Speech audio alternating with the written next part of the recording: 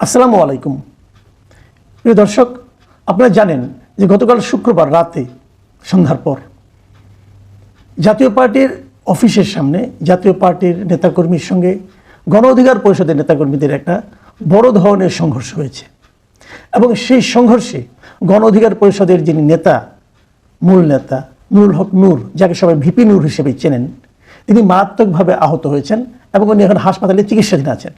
কিন্তু প্রশ্ন হচ্ছে এই সংঘর্ষটা কেন হলো, সংঘর্ষটা কে করলো? জাতীয় পার্টির দিক থেকে বলা হচ্ছে যে তাদের অফিসে গণ অধিকার পরিষদের লোকজন আক্রমণ করেছিল, আর বিপরীত দিকে গণ অধিকার পরিষদের পক্ষ থেকে বলা হচ্ছে যে তারা নাকি সামনে দিয়ে একটা মিছিল নিয়ে যাচ্ছিল বিজয়নগর দিয়ে, তখন নাকি ওই জাতীয় পার্টির অফিসের সামনে কিছু লোক বসেছিল, তারা নাকি তাদের মিছিলের উপর অ্যাটাক করেছে। এখন এটার কোনটা সত্য কোনটা মিথ্যা, এটা এই মুহূর্তে ওখানে যখন আমরা ছিলাম না আমরা হয়তো বলতে পারবো না, কিন্তু বাস্তবতা হলো আক্রমণটা হয়েছে। এবং আরও বাস্তবতা হলো ঘটনাটা ওখানে দুবার ঘটেছে, একবার সন্ধ্যা দিকে ঘটেছে, দ্বিতীয়বার আবার জাতীয় পার্টির অফিসের সামনে আক্রমণটা হয়। প্রথম গণ অধিকার পরিষদের লোকজন চলে যায়, পরে তারা আবার আসে। এবং আমি বিভিন্ন পত্রপত্রিকায় যে রিপোর্ট পড়লাম সেখানে আমি দেখতে পেলাম যে দ্বিতীয় দফা যখন আসে তারা, তখন সেনাবাহিনী পুরো জিনিসটাকে শান্ত করতে যেয়ে সবাইকে 10 মিনিটের সময় দেয়। তারা বিশেষ করে গণ অধিকার পরিষদের লোকজনকে বলে 10 মিনিটের সময় দেওয়া হলো যেন তারা চলে যায়, কিন্তু তারপর না যাওয়ায় তাদের উপর ব্যাপক লাঠিচার্জ করা হয়। আমি যতটুকু ভিডিওতে দেখেছি, নুরুল হক নূর যখন মার খাচ্ছিলেন, এই ঘটনার বেশ কিছু ভিডিও ফুটেজ সোশ্যাল মিডিয়ায় দেখা গেছে। আমি যতটুকু দেখেছি জাতীয় পার্টির কেউ তাকে মারেনি, মানে উর্দিপাড়ার লোক কেউ একজন তাকে মেরেছে, একজন না একাধিকজন মেরেছে। এই দৃশ্য আমি দেখেছি। এটা কি সেনাবাহিনীর সেই নির্দেশনা না মানার কারণে ওনাকে মারা হয়েছে আমি ডিটেল বলতে পারবো না। তবে এক্ষেত্রে আইএসপি এর একটা বিবৃতি পাওয়া গেছে। আইএসপি এর বিবৃতিটা আপনাদেরকে আমি পুরো শোনাতে চাই যে তারা আসলে কি বলছে।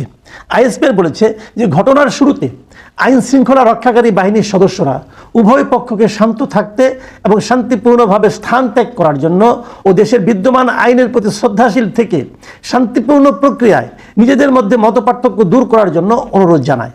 তবে বারবার অনুরোধ সত্ত্বেও কতিপয় নেতাকর্মী তা উপেক্ষা করে মব ভায়োলেন্সের মাধ্যমে পরিস্থিতি অশান্ত করার চেষ্টা করে। এটা কিন্তু ইম্পর্টেন্ট কথা যে কতিপয় নেতাকর্মী, সবাই কথা বলা নয়, বলছি কতিপয়, এবং তারা কি করে, তারা মব ভায়োলেন্সের মাধ্যমে পরিস্থিতিকে অশান্ত করার চেষ্টা করে। এখান থেকে আমি একটু ইঙ্গিত পেতে পারি, একটু আলোচনাও করতে পারি। জাতীয় পার্টির পক্ষে কি এখন মব ভায়োলেন্স করার বাস্তবতা আছে? যাদের নিজেদের অফিস আগুন দিয়ে জ্বালিয়ে দেওয়া হয় তারা কিছু করতে পারে না, তারা মোটামুটি দৌড়ের উপর থাকে, তাদের পার্টি এই লোক আজকে দখল করে সেই লোক আজকে দখল করে, তাদের পক্ষে কি মব ভায়োলেন্স করার মতো অবস্থা আছে? তারা কি সেই বাস্তবতা আছে? আমি জানি না, তবে আমি এটা নিয়ে ভাবছি, আপনারাও ভাবুন।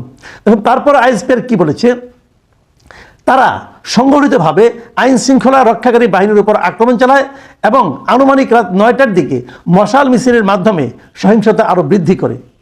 এ সময় তারা ইট পাটকেল নিক্ষেপ করে এবং বিভিন্ন স্থাপনায় আগুন দেওয়ার চেষ্টা চালায়।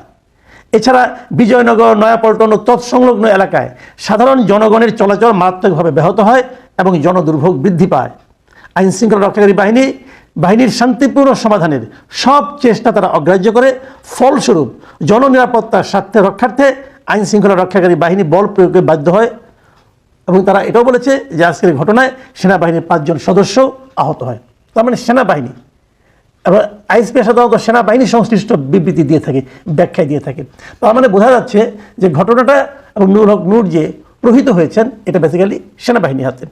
এখন প্রশ্ন হলো এই ঘটনাটা ঘটলো কেন, এর পেছনে রাজনীতিটা কি হতে পারে? আমরা সব বলতে পারবো তা না, বাট আমরা আলোচনা করতে পারবো, আমরা ইঙ্গিত দেওয়ার চেষ্টা করতে পারবো। তার আগে দেখুন এই ঘটনা নিয়ে বিভিন্ন রাজনৈতিক দল কিন্তু কিছু বিবৃতি দিয়েছে, নিন্দা জানিয়েছে, সেগুলো আপনাকে একটু বলি। যেমন ধরেন আইন উপদেষ্টা আসিফ নজরুল, তিনি প্রধান উপদেষ্টা প্রেস সচিব শফিকুল আলম, এরা এটা নিন্দা জানিয়েছেন। এছাড়া নিন্দা জানিয়েছেন ঘটনার বিএনপি, জামাত ইসলাম, এনসিপি সহ বিভিন্ন রাজনৈতিক দল। এবং এনসিপি কালকে রাতে এটা নিয়ে একটা মিছিল করেছে এবং তারা বলেছে যে নুরুল হক নূর ছিলেন ফ্যাসিবাদী আন্দোলনের সহযোদ্ধা এবং তাকে মারা হয়েছে এটা ফ্যাসিবাদের একটা ষড়যন্ত্র, এটা তারা বলেছেন। আর অনেকে বলেছেন। আবার উল্টো দিকে আমি তারেক রহমান এটা নিয়ে একটা বিবৃতি দিয়েছেন, তার যে ভেরিফাইড ফেসবুক পেজ, সেখানে শুক্রবার দিন, মানে যেদিন ঘটনা হয়েছে ওই দিনই গভীর রাতে উনি একটা ফেসবুক একটা পোস্ট দিয়েছেন। সেখানে উনি কী লিখেছেন, সেখানে উনি লিখেছেন, আমি একটু পড়ে শোনাই আবার। আমরা গণতান্ত্রিক উত্তরণের এক নাজুক সময় আছি, যার প্রথম পদক্ষেপ হলো জাতীয় নির্বাচন। সম্মিলিতভাবে আমাদের নিশ্চিত করতে হবে আজকের মতো অস্থিতিশীল ঘটনা যেন ছড়িয়ে না পড়ে এবং গণতন্ত্রের পথে আমাদের অগ্রযাত্রা যেন বাধাগ্রস্ত না হয়।